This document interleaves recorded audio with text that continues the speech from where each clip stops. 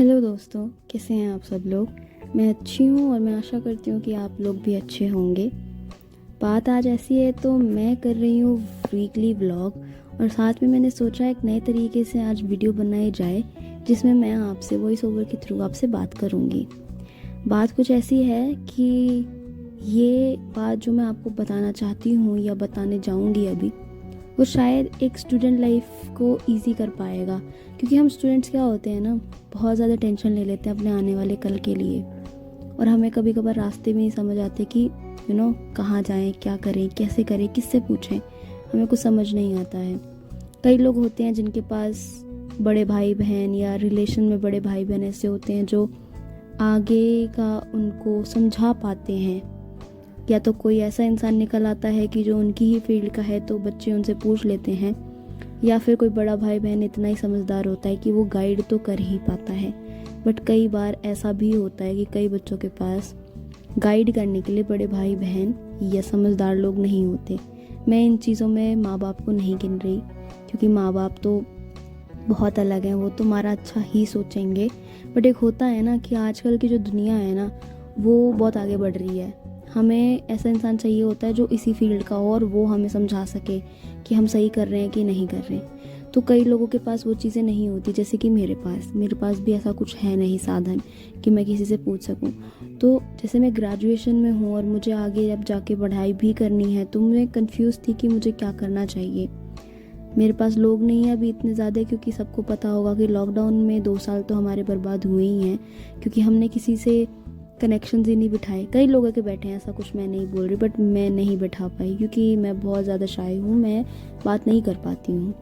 तो मैं नहीं इतना बिठा पाई, तो मुझे बहुत ज़्यादा टेंशन हो गई कि यार क्या करना है, क्योंकि 3rd ईयर में आ गए, अब तो कुछ सोचना पड़ेगा, नहीं तो लेट ना हो जाए।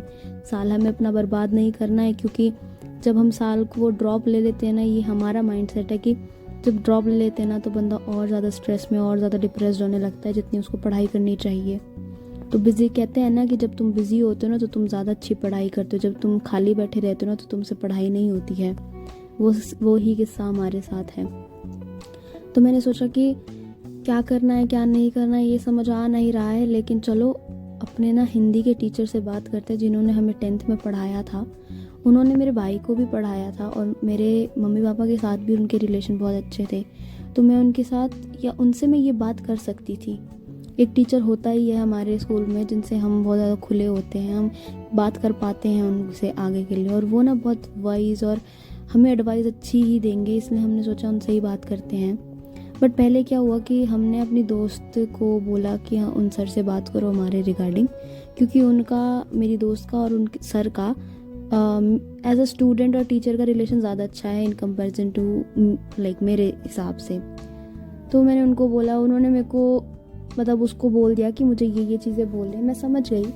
बट मैं फिर भी ना बहुत ज़्यादा अनबैलेंस थी कि करूँ नहीं करूँ, समझ नहीं आ रहा है, ये करने का मन है लेकिन सर मना कर रहे हैं, मतलब ऐसा हो रहा था। तो हमने सोचा कि हम खुद ही बात करते हैं, खुद ही सर से जितना हम अच्छे से बता पाएंगे अपनी सिचुएशन को, शायद वो कोई और या मेरी दोस्त नहीं बता पाएगी। तो मैंने सोचा कि मैं ही कॉल करती हूँ। मैंने कॉल किया सर को, हमने बात करी और मैंने बोला कि सर हमारे दिमाग से नहीं निकल रहा है, हमको वही करना है। सर ने कहा कि अभिलाषा दिमाग से निकालने की ज़रूरत ही नहीं है, जो तुम्हारा सपना है वो तुम आगे जाके भी मतलब पूरा कर सकती हो। ऐसा तो कुछ नहीं होता, ऐसा कोई भी एक सपना नहीं होता जो उम्र से पहले ही मतलब तुम्हें आज के आज ही करना है। कई सपने ऐसे भी होते हैं जो तुम आगे जाके भी कर सकती हो, कि किसी और रूप में पूरा कर सकती हो।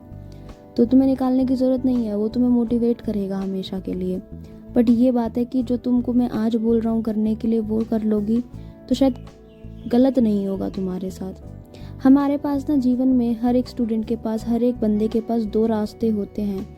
एक का हमें अता पता भी नहीं होता कि ये हम लेंगे तो कुछ सही होगा नहीं होगा, पर हमें लेने का बहुत मन कर रहा होता है वो रास्ता। पर दूसरा रास्ता हमारे पास एक ऐसा होता है जिसमें हमें पता है कि यहाँ तो हम कर ही लेंगे, बेड़ा पार ही होगा हमारा, कुछ खराब हो ही नहीं सकता। यहाँ पे तो होते हैं ना 100% श्योर होते हैं, बट फिर भी हम वहाँ जाते हैं जहाँ पे हम श्योर नहीं होते। अब रिस्क लेना तो ज़िंदगी में अच्छी बात नहीं होती। मतलब बिजनेस वाले बच्चे लोग आएंगे और कहेंगे बिजनेस स्टूडेंट्स की अभिलाषा क्या बात कर रही हो, business the more the risk the more the opportunity.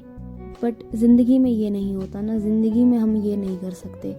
तो हमारे सर ने बात बोली, उससे आपको और अच्छे समझ आएगा कि क्यों नहीं हम ये कर सकते। तो सर ने हमें कहा कि अभिलाषा, एक्सपेरिमेंट इन योर लाइफ बहुत ज़रूरी है। अपने ज़िंदगी में एक्सपेरिमेंट्स करो। इधर जाके बोलते ना, क्यों बोलते हैं कॉलेज में जाते हो तो लोगों से बात करो, इधर उधर घूमो, पहचानो, बात करना सीखो। ये होते एक्सपेरिमेंटेशंस कि आपको सीखना है, ग्रो करना है। पर सर ने कहा, but Abhilasha, never experiment with your life. अपने जीवन के साथ खिलवाड़ नहीं करना। समय एक बार के लिए आता है और जो समय जब चला जाता है वो चला ही जाता है। अब मैं आपको एक और एग्जांपल देते हैं। हमारे कांटेक्ट में एक बंदा आया था, उसने क्या किया ना, आईआईटी का जेई एग्ज़ाम दिया और उन्होंने क्या किया, उनके अच्छे नंबर आए बट छोड़ दिए वो, अपने रिलेटिव्स के ताने सुन सुन के कि अरे ये तो इतना अच्छा नहीं कर पाया। उसने ड्रॉप लिया और उसने सोचा कि हम फिर से करेंगे।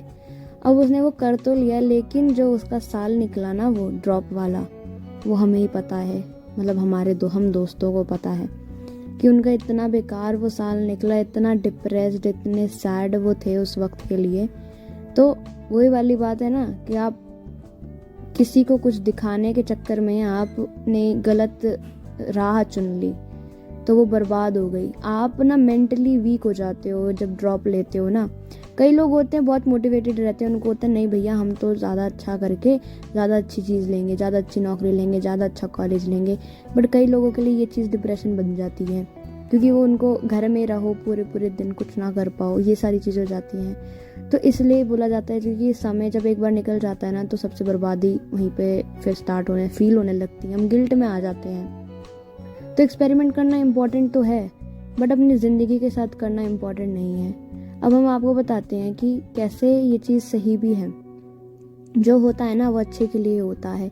आप आज भी ये सोच के, अगर आप ये सोच के कि एक्सपेरिमेंट नहीं करना है अपनी लाइफ के साथ, कोई कदम उठाएंगे ना तो आगे आप रिग्रेट या गिल्ट फील नहीं करेंगे। अब हम बताते हैं, हमने सोचा था 12th में कि हम इकोनॉमिक ऑनर्स करेंगे। उससे पहले हमने 10th में सोचा था कि हमको कॉमर्स लेनी है विद मैथ्स। और क्यों लेनी है, क्योंकि हम खेला करते थे लॉन टेनिस, तो हमको था कि हमें खेलना है तो हम साइंस तो लेंगे नहीं क्योंकि पढ़ाई बहुत मांगता है, हमसे पढ़ाई इतनी ज़्यादा होएगी नहीं क्योंकि हमें अपने टेनिस पे ज़्यादा ध्यान देना है। और ह्यूमैनिटीज़ हम इसलिए नहीं लेंगे क्योंकि उसमें थ्योरी होती है। तो हमने सोचा हम लेंगे कॉमर्स विद मैथ्स।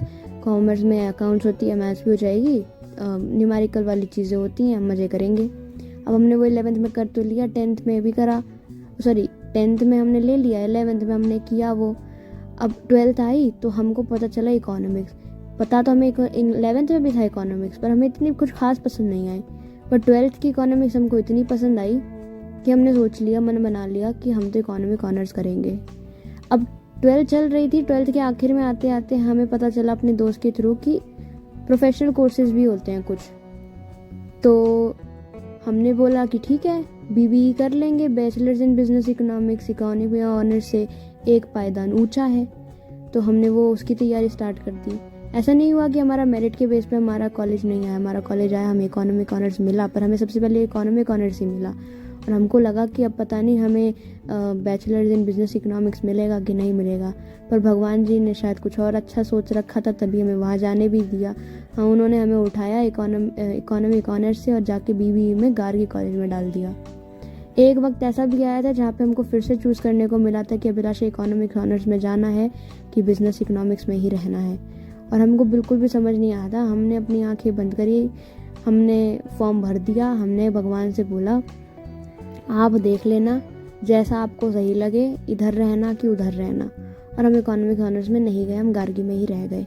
अब आप ये बोल सकते हैं तो भैया अभिलाषा अंधविश्वास है। कोई बात नहीं, अंधविश्वास भी बहुत ताकतवर होता है, विश्वास रखना ज़रूरी है। अंधविश्वास नहीं कहेंगे हम इस चीज़ को, विश्वास था हमको कुछ भी होगा अच्छा ही होगा। और यही चीज़ हमारे हिंदी के टीचर ने भी बोला कि अभिलाषा जो मैं बोल रहा हूँ ना, तुम आगे जाके याद करोगे कि जो भी हुआ अच्छा ही हुआ।